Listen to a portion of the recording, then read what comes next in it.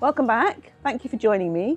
Today I'm in my back garden. It's morning time and I'm going to talk to you about my border. I've just got one border, so it needs to have maximum impact. And it's north facing, so it's actually in theory a shady border, but my fences are quite low, so it actually gets quite a lot of sunshine.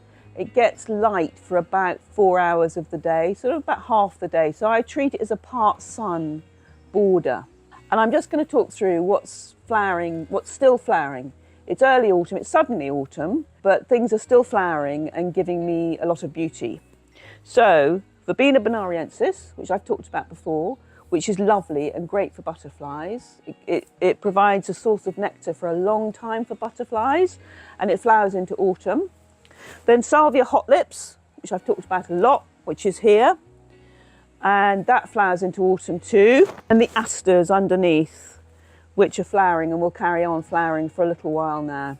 But I want to change this border a bit, so I'm going to review it today. I want to change and develop it and add some plants, add some more plants, take out some of the plants that aren't working very well and add some new plants. So I'll talk you through that. I've moved to a different bit of the border because we're fighting a bit with the light this morning. My videographer James and I. So I want to talk about this bit of the border because this is the bit I'm going to particularly develop. As you can see, it's got Salvia Hot Lips in it, which has got slightly leggy because it's growing for the light. Really, the plants in my border are sun lovers and they're getting part sun. So they're not perfect for this border, but they work because it's quite a dry border. It's got quite poor soil, and the salvias really tolerate that, and they don't need watering in the summer, so they're quite drought tolerant.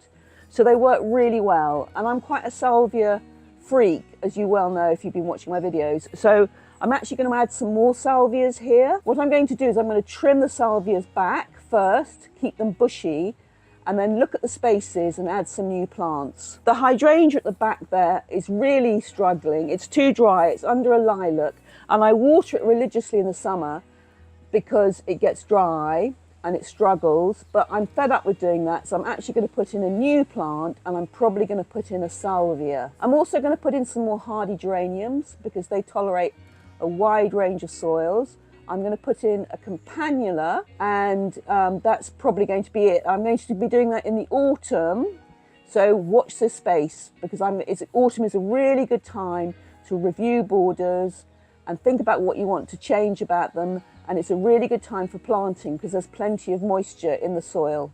I'm quite happy with this part of the border. I like the way it's quite soft and billowy and natural and a bit wild.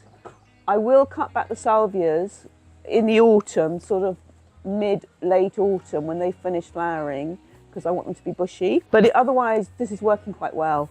There is a grass in there that isn't doing very well. It's Calamagrostis crossacutiflora carlfurster, and I wanted grasses. I basically wanted grasses and herbaceous perennials in this border, but the grasses aren't working. So the grass is going to come out and a hardy geranium will go in, quite a large one. Grasses really do need sunshine, and I don't think this border gets enough sun. So watch this space.